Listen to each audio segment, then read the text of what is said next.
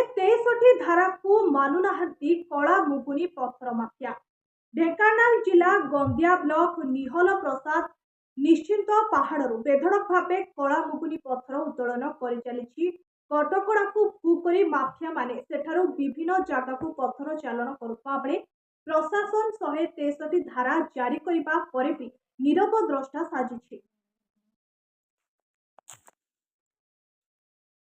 एही पहाड़ रे चोरा पत्थर रोकवा को एनजीटी एक केस दायर होइतबा बेले एनजीटी पक्षर एक स्वतंत्र टीम गठन कराई अनुध्यान करी एहा उपरे दृढ़ कार्यानुष्ठान लागे जंगल विभाग, खनि विभाग और जलवायु परिवर्तन विभाग को ढेंकानाल जाजपुर जिलापाल प्रतिनिधि को अवगत करथिले। एहापरे सेमाने निश्चिंता पहाड़ परिदर्शन करी कार्यानुष्ठान नैथिले हे माफिया माने किछि दिन नीरव रही पुनश्च सक्रिय होई माथिथिबा बेले एनजीटी को फू करी दिन राति फुटाई पहाड़ पर्वत को ध्वंस करी चालिछंती।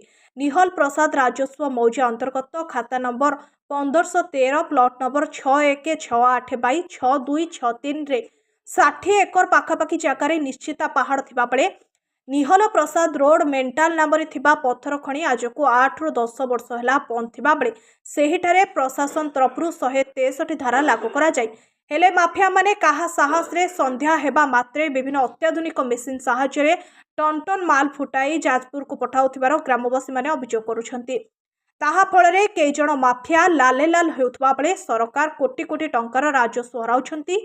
ढेंकानाल जिला प्रतिनिधि महेश्वर साहू को रिपोर्ट, प्रयाग खबर।